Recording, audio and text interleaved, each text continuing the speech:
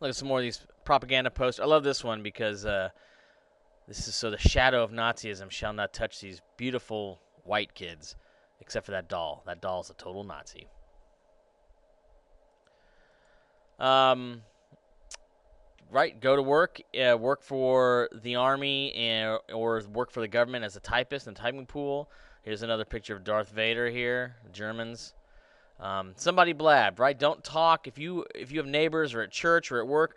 Don't talk about anything you've read in letters. Don't talk about where you think your relatives or your sons and brothers and fathers are stationed, because anyone can be a spy, and anyone can take information and use it against us. If you're working at a factory, don't talk about what you're making and how much you're making of it. Button your lip, because someone talked, so these men died. Or the most famous line of all: loose lips sink ships. So during wartime, about 30 million people had to move, mostly because they were going to where the jobs were, where the factories were. There was lots of rationing, things like oil, food, rubber, metal, nylon, and we'll talk about that in class next week. They make this pledge. They say, "I pay no more than legal prices, and I accept no ration goods without giving up ration stamps. No black market." Again, just like World War One, they're asking you to grow gardens, to conserve food, so grow it yourself. Blackouts began to test the war.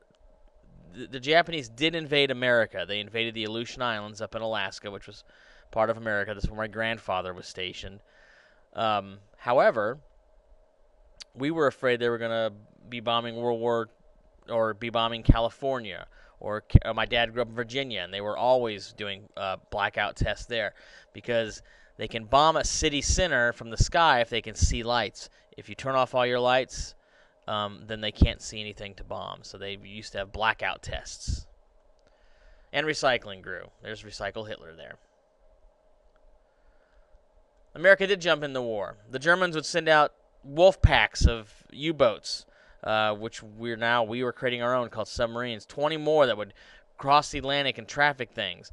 In Germany, to get to the oil fields of Germany, which the Nazis needed, they sent their most famous general, Rommel, who's known as the Desert Fox, to push into North Africa and take those oil fields.